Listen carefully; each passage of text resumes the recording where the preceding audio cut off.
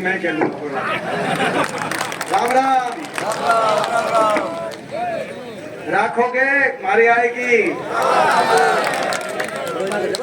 हमारे बीच में हमारी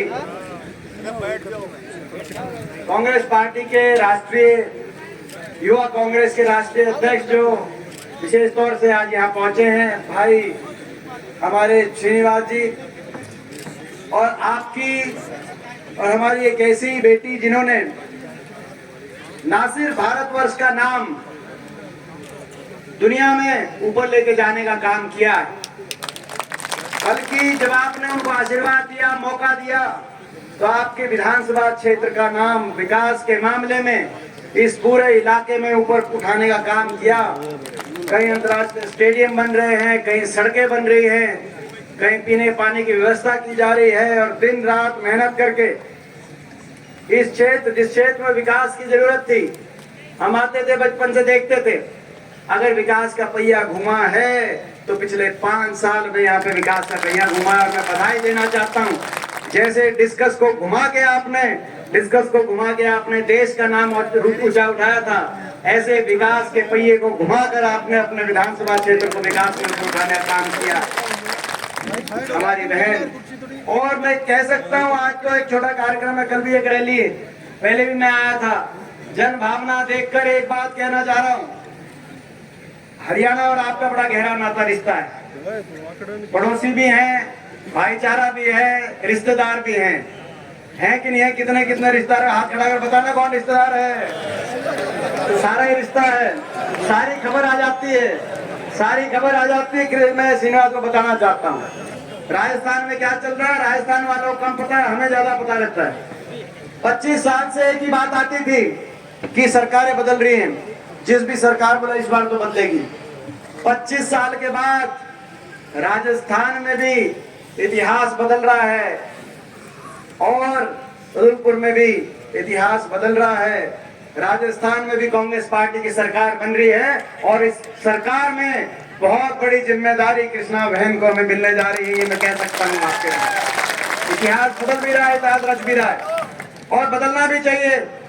ये सरकार बनी है दिल्ली में, भाजपा सरकार की बात कहना चाहता हूँ, बड़े वायदों के साथ सरकार बनी थी दिल्ली में, अच्छे दिन लाएंगे, 15 लाख खाते में आएंगे, काला धन आएगा, 2 करोड़ रोजगार दिलाएंगे, किसान की आमदनी दुगनी कराएंगे, महंगाई कम कराएंगे, डीजल पेट्रोल रसोई गैस सस्ते में दिलवाएंगे।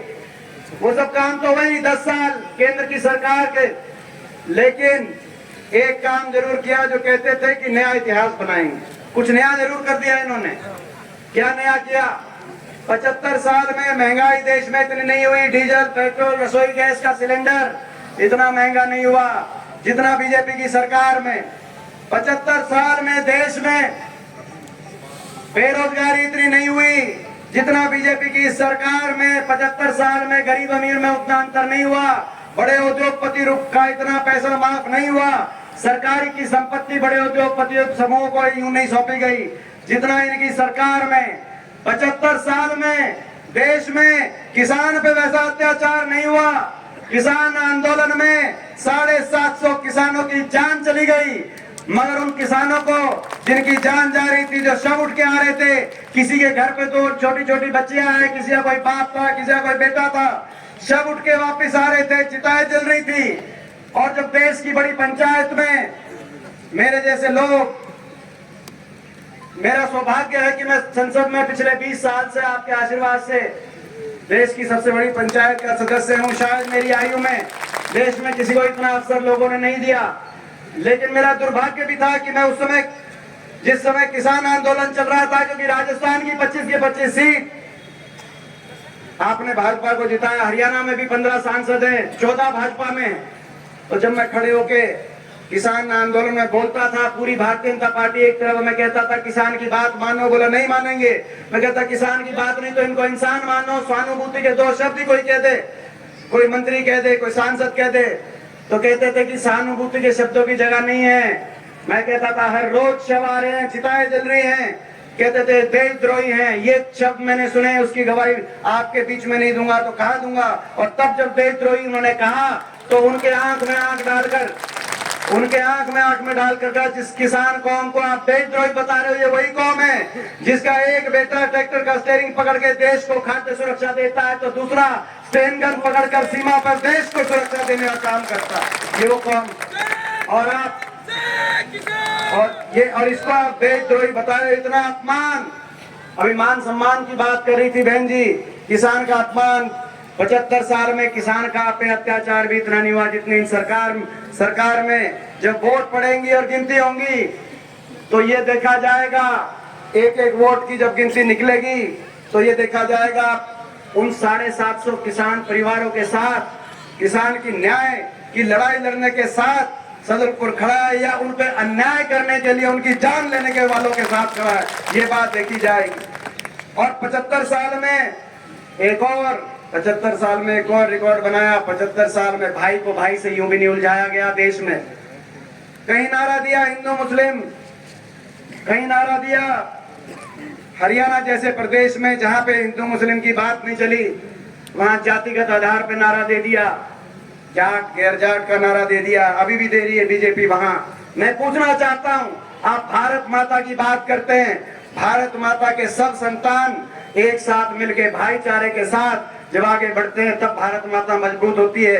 किसी एक को छोड़ने से आप राजनीतिक नारे दे दो, हरियाणा में किसी को छोड़ दो, कहीं और किसी को छोड़ दो, उसको अलग करने से भारत माता मजबूत नहीं होती, कमजोर होती। मैं पूछना चाहता हूं, मैं सही कह रहा हूं कि गलत कह रहा हूं, ऐसे नारे देने वालों को वोट की चोट से जवाब देना चाहिए कि नहीं देना चाहिए? और नहीं दोगे तो इतिहास माफ नहीं करेगा, इतिहास माफ नहीं करेगा। इतिहास ये लिख देगा जब 750 किसानों की शहादत हुई, उसके बाद जब चुनाव आया तो राजस्थान के लोग कहां खड़े थे, ये इतिहास लिखेगा। 75 साल में ऐसा आंदोलन कभी नहीं देखा गया। और 75 साल में मैं बधाई देता हूं बहन जी को, जहां एक तरफ भाई को भाई से लड़ाने की बात भारतीय जनता पार्टी करती थी, भारतीय जनता पार्टी के उम्मीदवार करते थे, वहां अगर भाईचारा कायम करने का काम किसी ने किया तो हमारी बहन कृष्णा पुनिया जी ने भाईचारे से अपने इलाके को आगे बढ़ाने का काम किया। और 75 साल में कभी देश के किसी ओलंपिक विजेता खिलाड़ी को और बहन बेटियों को उस तिरस्कार का भी सामना नहीं करना पड़ा जैसा तिरस्कार का सामना हमारी ओलंपिक विजेता पहलवानों को करना पड़ा। जंतर मंतर वो मत भूलना किस तरीके से आपकी बेटियों को सड़कों पे घसीटा गया। कौन लोग थे जो घसीट रहे थे और कौन लोग न्याय की लड़ाई लड़ रहे थे? वो देश है। इस देश में अपनी खुद की नहीं, अपने दुश्मन की बहन बेटी की इज्जत को अपना इज्जत माना जाता है। ये वो देश है जहां महाराणा प्रताप जैसे योद्धा जिन्होंने अपने देश की बहन बेटी की इज्जत के लिए सर्वोच्च निछावर करने से जो पीछे नहीं है। वो देश है जहां कुरुक्षेत्र में, हरियाणा से जहां मैं आया हूं, वहां बहन बेटी की इज्जत पर महाभारत हुई। इस देश में जब बहन बेटी की इज्जत हमारी खिलाड़ी वहां पे धरना दे रही थी, लड़ाई लड़ रही थी, और उस न्याय की लड़ाई में जब हमारे जैसे लोग उस आवाज को उठाते थे तो कहा जाता था कि वो एक कौम से हैं। मैं पूछना चाहता हूं, बहन बेटी किसी भी कौम से हो, कहीं से भी हो, सभी की बहन बेटी की इज्जत पूरे देश की इज्जत है कि नहीं है? मैं पूछना चाहता हूं। इतिहास को कभी ये मत लिखने देना जब किसानों का अपमान हुआ, आपकी बेटियों का अपमान हुआ, और जब नतीजा आया तो राजस्थान का मन नहीं पसीरा। जब नतीजा आया तो आपके मन में दया नहीं, आपकी अगली पीढ़ी नहीं तो हिसाब पूछेगी, नहीं तो अन्याय करने वाले कहेंगे कि ऐसे लोग हैं जिन पे अन्याय करो। फिर भी नतीजा हमारे पक्ष में आता है तो आपको न्याय की आगे उम्मीद आप मत करना। न्याय की लड़ाई लड़नी पड़ती है, इतिहास उनको माफ नहीं करता जो अपने न्याय की लड़ाई नहीं लड़ते। मैं पूछना चाहता हूं आपसे, आप अन्याय करने वालों के साथ हो, किसानों के साथ, बेटियों के साथ, या आप न्याय की लड़ाई में हमारे साथ हो? मैं पूछना चाहता हूं आपसे। 75 साल में इतना किसान का अपमान, महिलाओं का, बेटियों का अपमान, क्योंकि 75 साल में इतना अभिमान, अपमान वो करता है जिनको अपमान हो जाए, घमंड हो जाए। घमंड इनका 7वें आसमान पे है। 75 साल में इतना अहंकार भी किसी को नहीं हुआ जितना इस सरकार में, और 75 साल में इतना झूठ भी नहीं बोला गया जितना इन सरकार में। गलत तो नहीं कह रहा? तो भाई इसीलिए बीजेपी को तो देश में भी भगाना होगा। अभी बता रहे थे कर्नाटक से आए श्रीनिवास, कर्नाटक और हिमाचल तो झांकी है, आदि पिक्चर छत्तीसगढ़ में, मध्य प्रदेश में, तेलंगाना में और राजस्थान में दिखाना बाकी है। और पूरी पिक्चर 24 में दिल्ली में और हरियाणा में हुड्डा साहब के नेतृत्व में सरकार बनाकर दिखाना बाकी है। ये भी मैं कहना चाहता हूँ, ये भी मैं खुशखबरी लेके आया हूँ, आपकी आगे होगी खुशखबरी। हरियाणा बदलाव हो चुका है, बीजेपी की खट्टर सरकार जा रही है और हरियाणा में हुड्डा साहब के नेतृत्व में कांग्रेस पार्टी की सरकार आ रही है। और हम तो कहते हैं हरियाणा में कि हम सब वही लागू करेंगे जो राजस्थान में गहलोत सरकार के फैसले हैं। इतने बढ़िया फैसले हैं, चिरंजीवी योजना, ओल्ड पेंशन स्कीम, 500 रुपए में सिलेंडर, हरियाणा में सारे फैसले लागू करेंगे हम, ये कह के वहां लड़ाई लड़ रहे हैं।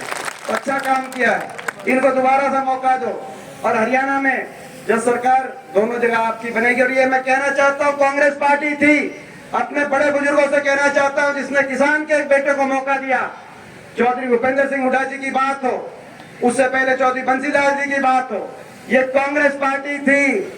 आज भारतीय जनता पार्टी की सरकार है, पूरे देश में साम्राज्य चल रहा है। ना किसी प्रदेश में कोई मुख्यमंत्री का किसान का बेटा, ना कहीं सेंटर में कोई आपका एक कैबिनेट में भी आपको जगह नहीं मिली। और आप ऐसे लोगों का साथ देने से पहले सोचना, क्योंकि अगर नहीं सोचा तो इतिहास आपको, हमें, मैं समझता हूँ, माफ नहीं करेगा। ये आज लड़ाई, इस लड़ाई में मैं एक बधाई आपको देना चाहता हूँ। एक ऐसी हमारी बहन, अगर किसान आंदोलन पे, किसान पे चोट आई और उस लड़ाई में वो लड़ाई लड़ने की बात आई, तो पूरे राजस्थान में अगर एक व्यक्ति ने कंधे से कंधा मिला के उस लड़ाई में साथ दिया तो हमारी बहन कृष्णा पूनिया ने साथ दिया। मैं बधाई देना चाहता हूँ। अगर हमारी बेटियों के मान सम्मान की लड़ाई आई, हमारे पहलवान और खिलाड़ियों की मान सम्मान की बात आई, पूरे राजस्थान में मैं गवाही दे सकता हूँ, अगर पूरे राजस्थान में एक कोई ऐसा व्यक्ति थे जिन्होंने उस लड़ाई में कंधे से कंधा मिलाकर अगर साथ दिया तो हमारी बहन कृष्णा पूनिया ने साथ दिया।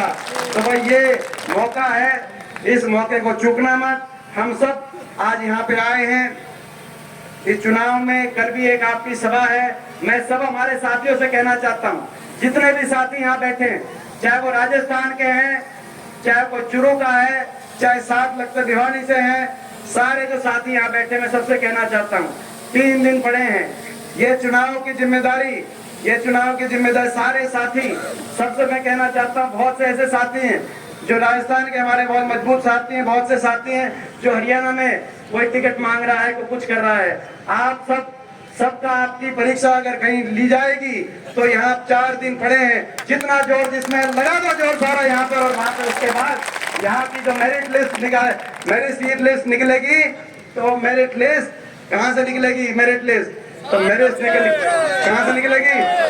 यहाँ से मेरिट लिस्ट निकालेंगे। ये संदेश देते हुए आप सबसे पूछना चाहता हूँ, भाई मैं निश्चिंत होके अपनी बहन को आपके बीच में यहाँ पे निश्चिंत होके मैं चला जाऊँ, ये भाई आपसे पूछना चाहता हूँ। बहुत बहुत धन्यवाद। जय हिंद, जय राम जी की।